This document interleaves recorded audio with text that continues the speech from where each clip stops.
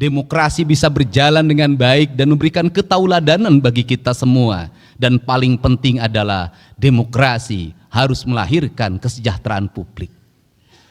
Kesejahteraan publik itu tercantum dalam logonya pemerintah Provinsi Jawa Barat, Gemah Ripah Repeh Rapi. Gemah Ripah Repeh Rapi adalah kemanunggalan prinsip-prinsip dasar kehidupan yang dalam ajaran Sunda ada tujuan utama dalam hidup, yaitu mewujudkan manusia Pancawaluya.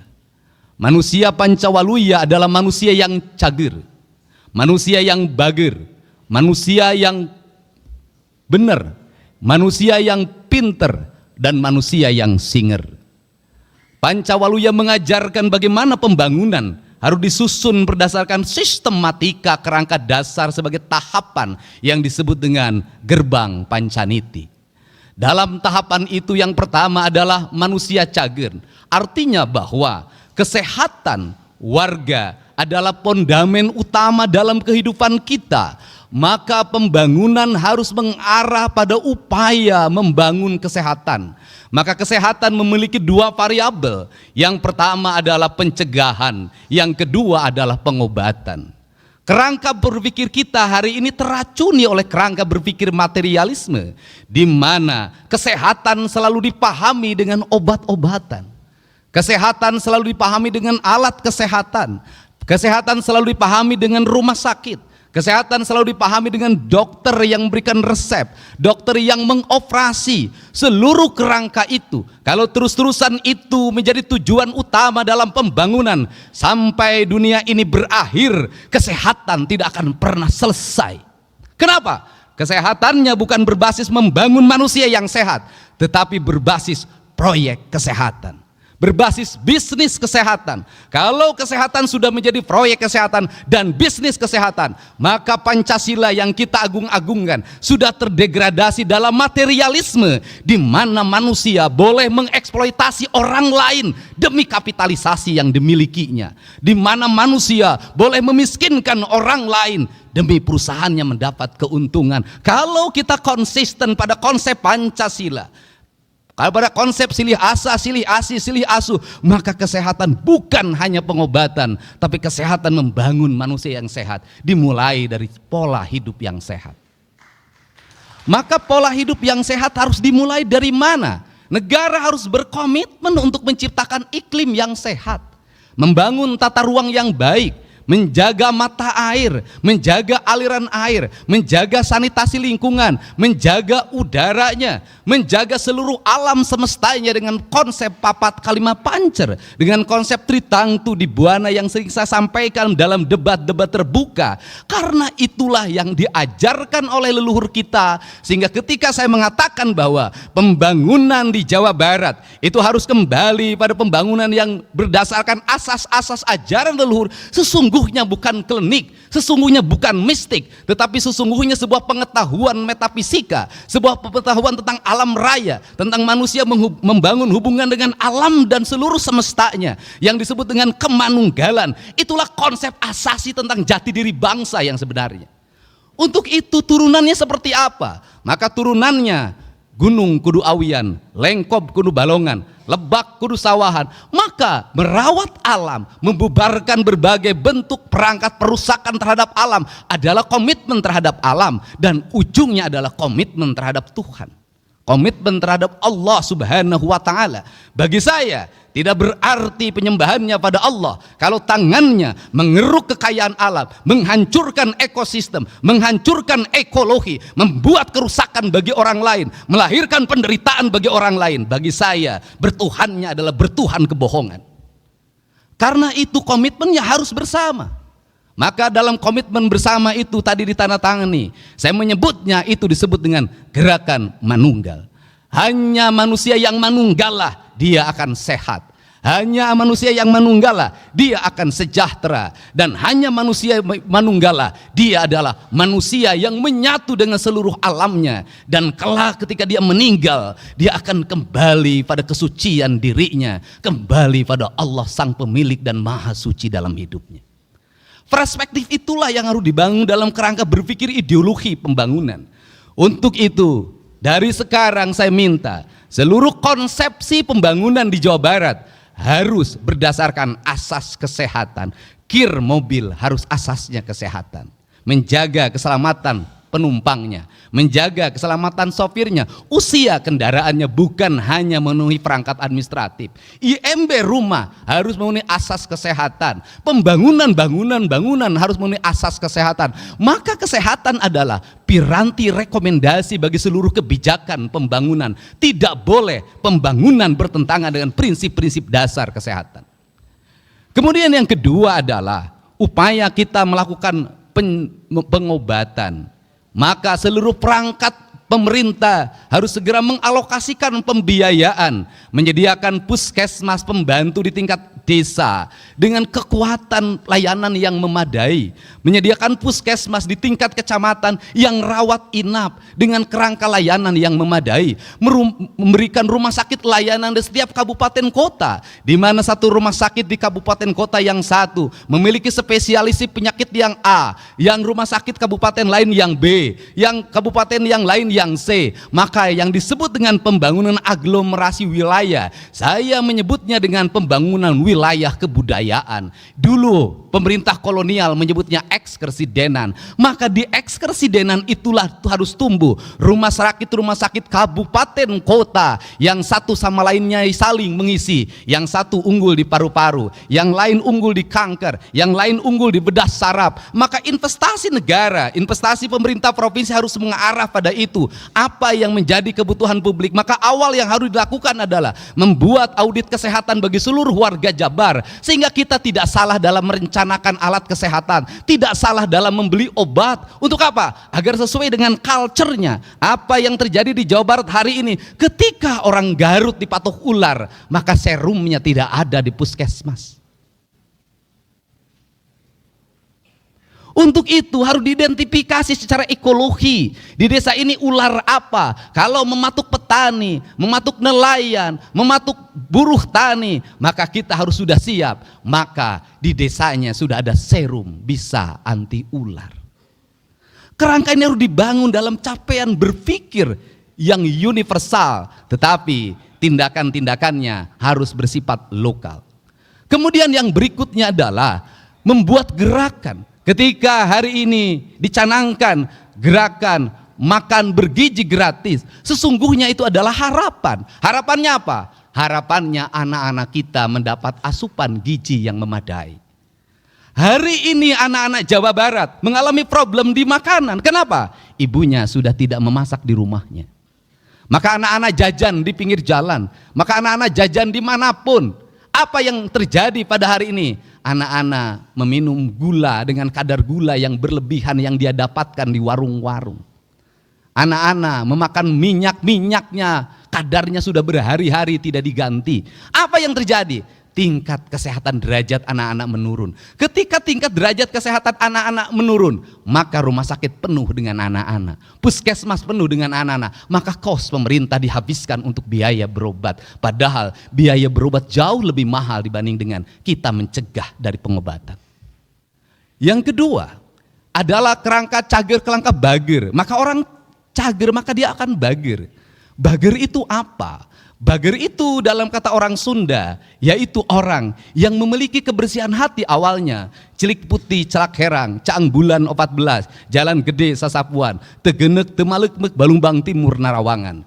Maka sifatnya dedehan welasan asihan, nulung kanu butuh nalang kanu susah, nganter kanu sieun nyaangan kanu poeken. Maka kerangka kerja itu harus dibangun dalam sistem pendidikan yang membangun karakter pribadi anak-anak. Anak-anak kita pinter main IT-nya, anak-anak kita pinter berucapnya, tapi hari ini lemah kesabarannya, lemah fisiknya, dan dalam jangka panjang kalau ini dibiarkan maka akan menjadi ancaman masa depan. Saya katakan tadi malam sudah layak para bupati wali kota hari ini mengevaluasi anak-anak TK, SD dan SMP menggunakan perangkat HP dalam kehidupan keseharian. Kalau ingin punya generasi hebat, belajar dengan membaca HP, ternyata di negara-negara maju kini sudah ditinggalkan. Kenapa? Tidak meninggalkan jejak di dalam pikirannya. Membaca buku jauh meninggalkan jejak dibanding membaca perangkat digital. Tetapi di perangkat digital, jejaknya tidak akan pernah hilang. Kemudian, benar, maka orang benar itu apa? Orang yang ucap dan tingkahnya sama. Kalau sudah seperti itu, maka tingkatan yang keempat, pinter.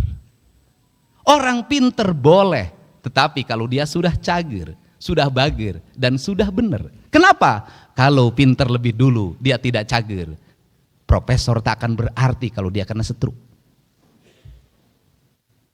Dia pinter, tapi dia tidak benar, rusak pegang anggaran. Tidak pernah mengarah pada kepentingan publik, habis belanjanya oleh kepentingan yang non publik. Maka pinter menjadi kekuatan utama. Yang terakhir, orang pinter tak ada arti kalau tidak singer. Dia tidak satset, dia tidak pok-pek-prak, dia tidak bisa mengaplikasikan seluruh perangkatnya dalam kehidupannya. Untuk itu saya mencoba membagi dua kerangka kerja pembangunan di Jawa Barat. Kerangka kerja yang pertama di tahun 2025 dan tahun 2026 serta sisa setengah dari 2027. Saya menyebutnya tahun belanja modal. Tahun belanja modal itu apa? Modalnya dalam bentuk infrastruktur. Maka saya menargetkan jalan provinsi Jawa Barat harus selesai dalam waktu tahun 2025, sisanya 10% 2026. Ruang kelas baru sebanyak 3.333 ruang kelas harus selesai pada tahun ini. Sekolah-sekolah yang hari ini tanah-tanahnya masih milik orang lain, bangunannya milik orang lain, harus selesai pada tahun ini. Puskesmas yang diarahkan pada rawat inap harus selesai pada tahun ini. Jaringan listrik warga di mana masih ada masyarakat Jawa Barat lebih dari 150.000 orang yang belum punya listrik harus selesai pada tahun ini. Rumah rakyat miskin setengahnya harus selesai pada tahun ini. Tetapi angkanya tidak boleh 22,5, minimal 40 juta sampai 50 juta kalau ingin merubah nasib orang. Dan tidak lagi kita terkendala oleh sertifikat. Kenapa? Orang miskin tidak akan pernah punya sertifikat. Tidak boleh lagi terkendala dengan kepemilikan tanah. Orang miskin tidak punya tanah. Maka tugas negara adalah menyelesaikan seluruh program administrasi tersebut. Jangan administrasi membuat mereka kehilangan harapan dan deritanya tidak akan pernah berakhir. Kemudian pembangunan irigasi harus selesai pada tahun depan. Dan tahun ini harus angkanya bisa mencapai 500 sampai 600 miliar.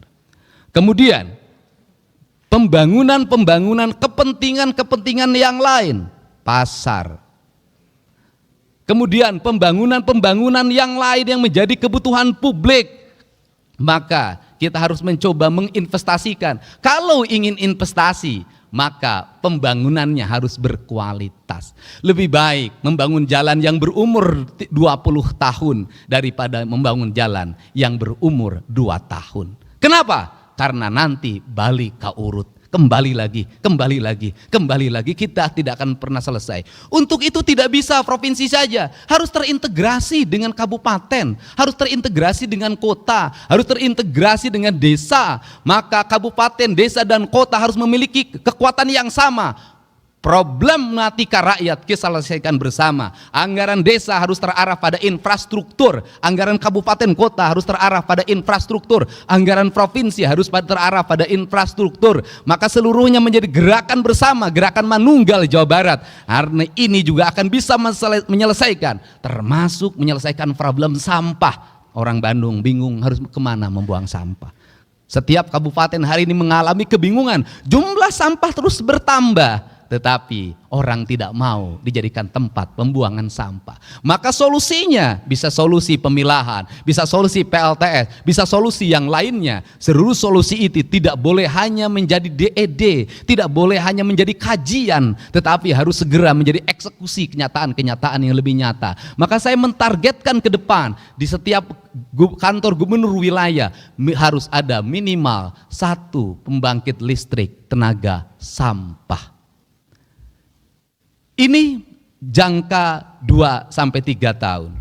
Maka kita harus melanjut pada kedua negara, nggak boleh kalah sama Tiongkok. Kenapa Tiongkok berhasil? BUMN-nya berhasil membangun infrastruktur, negaranya menggerakkan investasi, membiayai. Apa yang terjadi? Mereka surplus keuangan. Karena surplus keuangan maka dia mencari negara di mana dia harus berinvestasi agar uangnya berputar lagi. Provinsi Jawa Barat tidak boleh terus-terusan dalam setiap tahun membuang uang seolah-olah uang itu tiap tahun ada dan tugasnya menyerap. Menyerap bukan hanya angka yang diserap, bukan itu output, outcome, benefit yang harus dirasakan oleh publik. Gak boleh begitu lagi. Karena itu di 2026, 2027, 2028, 2029 kalau infrastruktur sudah selesai, kalau kewajiban-kewajiban pemerintah provinsi sudah selesai, uangnya memiliki kecukupan, maka kita harus mulai berinvestasi fiskal. Investasinya tidak boleh lagi dalam BUMD yang kemudian BUMD itu menahan dividennya dan dikatakan rugi terus dalam setiap tahun. Saya tidak mau menjadikan badan usaha milik daerah menjadi tempat menyimpannya tim sukses. Tidak akan ada di pemerintahan saya. Kenapa? Kalau negeri ini dibagi pada tim sukses, maka negeri ini tidak akan pernah berakhir. Tahun ini, tahun depan lagi ini, kapan kita ini? Dan negeri menjadi negeri balas dendam. Tetapi BUMD saya akan lakukan apa? Audit investigatif. Agar apa? Agar bisa ditemukan bekerjanya baik, kredibel, punya untung atau buntung terus. Kalau buntung terus, ngapain? Gaji pengangguran, ngabisin duit APBD, tutup. Kita arahkan apa? Investasi pada BPR yang sehat di kabupaten kota dan kecamatan yang sehat. Agar apa? Agar uang provinsi bisa diserap oleh masyarakat yang jujur. Kita tingkatkan lagi investasi di Bank Jabar walaupun sudah terbuka. Dan Bank Jabar harus mengalami efisiensi. Efisiensi apa? Struktur jabatannya jangan terlalu banyak. Jumlahnya sedikitkan. Untuk apa? Karena Bank Jabar itu nggak usah pakai struktur banyak juga sudah untung. Pelanggannya ASN, anggota DPRD, bupati dan wali kota, termasuk mungkin saya nanti. Nah, kenapa? Kalau seperti itu, maka kalau jumlahnya sedikit, untuk apa? Agar dia dividennya tinggi. Kalau dividennya tinggi, belanjakan untuk kepentingan publik lagi. Kalau kemudian punya CSR, jangan disembunyikan, umumin berapa CSR-nya. Dan saya merencanakan CSR pada tahun 2025 untuk pembangunan sekolah. Satu sekolah dari CSR. Kalau seperti itu nanti anak-anak kita bisa bersekolah, tidak ribut lagi, tidak mengalami lagi anak Jawa Barat 350.000 ijazahnya belum ditebus, negara sudah merdeka, ijazah belum ada di tangan. Ini adalah kerangka. Kalau kerangka ini sudah dibangun, maka pada periode ke depan kita menjadi provinsi yang memiliki kecukupan fiskal. Kalau sudah punya kecukupan fiskal, kalau provinsinya misalnya nanti ada BUMD yang profesional, bisa dikelola dengan baik, bisa jadi dia bangun jalan tuh di provinsi lain. Bisa jadi dia bikin stasiun kereta api di posisi lain. Bisa jadi dia bangun apa di provinsi lain. Kenapa? Duitnya menyebar ke tempat lain. Kita punya kecukupan. Dari kecukupan itu apa yang akan terserap? Orang Jawa Barat nanti kerja di Kalimantan, membawa investasi provinsinya. Orang Jawa Barat kerja di Sumatera, membawa investasi provinsinya. Penduduk bukan terbalik, orang lain yang kerja di Jawa Barat. Karena kekurangan tenaga profesional. Untuk itu beasiswa pendidikan hari ini adalah beasiswa pendidikan investasi. Diarahkan untuk siapa? Anak-anak Jawa Barat yang memiliki kualifikasi kecerdasan tingkat tinggi. Agar dia menjadi penggerak ekonomi. Agar melahirkan engineer-engineer baru yang bisa menggerakkan mesin produksi di seluruh industri. Ini akan dibangun. Tetapi mesin produksi industri investasi harus dilindungi oleh siapa? Oleh negara. Oleh siapa? TNI, Polri, Kejaksaan, dan peradilan pada akhirnya. Untuk apa? Agar mereka tidak ngeluh-ngeluh. Pengusaha ini sudah capek dan lelah. Dia harus bayar pajak. Kadang-kadang dipajakin. Setelah itu dia harus bayar, apalagi desa ngajuin proposal, kecamatan proposal, ormas proposal, tidak dikasih, di demo. Padahal mereka sudah bayar pajak, sudah menyerap tenaga kerja. Kita harus membuat mereka menjadi nyaman. Kalau tidak ada investasi, rakyat Jabar mau kerja di mana? Yang tukang nasi goreng nggak akan laku. Untuk itu maka saya berani mengalokasikan pembiayaan dari provinsi untuk apa? Membangun ketenangan dan ketertiban di masyarakat Jawa Barat. Harga ketenangan ketertiban itu mahal. Betapa kita tidak bersedih tukang jagung dari kota Tasik digebuk jam 3 subuh pakai gear yang patah tangannya. Dari patah dia 2 yang dia alami. 1 tidak punya untuk berobat ke rumah sakit karena BPJS-nya tidak bisa memberikan pelindungan bagi korban kekerasan atau korban pidana. Yang kedua, kehilangan mata pencaharian selama 6 bulan ke depan karena tangannya patah. Rakyat negara harus hadir, tidak boleh lagi terjadi seperti ini. Dan saya, pemerintah Provinsi Jawa Barat, bersedia mengeluarkan uang berapapun demi ketenangan rakyat Jawa Barat. Ini yang dikeluarkan. Kerangka dasar inilah yang harus dibuat ke depan. Kalau sudah seperti itu, gemah ripah repeh rapi, rakyatnya merasa nyaman, sakit negara hadir mengobati, di jalan dia dilindungi, kemudian anaknya sekolahnya dijamin oleh negara, pekerjaannya tersedia, maka dia akan hidup di alam Jabar yang disebutnya alam surga. Maka klaim kita sebagai provinsi religius bukan hanya religius ritualitas, tetapi secara substantif religius membangun ketenangan, kenyamanan bagi seluruh warganya. Inilah kerangka pikir kita tentang pembangunan. Dan seluruh kerangka pikir itu, maka kita masuk dalam wilayah politik administratif. Politik administratif yang pertama memerlukan para abdi negara yang jenius, yang pokpek-prak, yang dimana tunjangan kinerjanya harus melahirkan kinerja, bukan melahirkan foto-foto selfie. Tunjangan kinerjanya harus betul-betul melahirkan produk, output, dan outcome. Tidak punya hanya sekedar aksesoris sebagai abdi negara yang berbasis digital. Yang kedua, saya pun memerlukan kerjasama dengan jajaran TNI, Polri, Kejaksaan, dan Pengadilan. Kita juga memerlukan kerjasama dengan seluruh tokoh masyarakat, tokoh ulama. Kita juga memerlukan kerjasama dengan mitra pemerintah Provinsi Jawa Barat, DPRD Provinsi Jawa Barat. Kita ingin berlaku secara terbuka dan saya yakin setiap anggota DPRD berpolitiknya adalah keberlanjutan, terpilih lagi pada periode yang ke depan. Dan saya meyakini yang ada di sini nanti terpilih lagi dan mungkin masuk DPR RI dan mungkin jadi bupati wali kota asal jangan nyalon gubernur dulu. Untuk itu saya mohon dengan sangat terimalah berbagai pikiran gagasan saya yang out of the box ini, yang lahir dari hati, lahir dari kecintaan dan jiwa, yang ingin orang Sunda, orang Jawa Barat punya martabat di depan orang lain. Kita tidak mau jadi provinsi yang dihinakan karena jumlah anak-anak yang menikah di bawah umurnya tinggi. Kita tidak mau menjadi provinsi yang dihinakan karena lamanya sekolah masih 8 tahun. Kita tidak mau jadi provinsi yang dihinakan karena rakyatnya terjerat oleh pinjol dan judi online. Kita tidak mau jadi provinsi yang dihinakan karena angka harapan hidupnya masih rendah. Kita tidak mau jadi provinsi yang dihinakan karena angka kematian ibu dan anak karena melahirkan juga masih tinggi.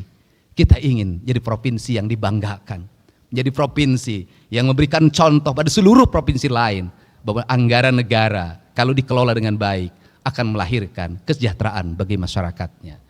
Untuk itu saya mengucapkan terima kasih atas seluruh dukungan warga Jawa Barat yang telah berpartisipasi dalam politik 27 November 2024.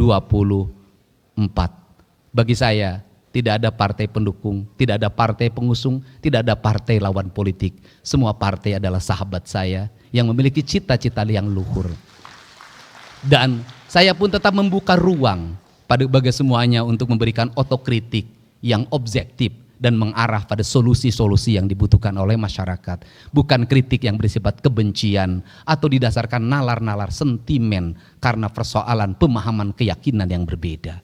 Untuk itu saya mengucapkan terima kasih Semoga seluruh gagasan dan cita-cita ini bisa kita wujudkan dalam waktu yang tidak terlalu lama, dan seluruh penantian itu bisa dirasakan oleh seluruh warga Jawa Barat.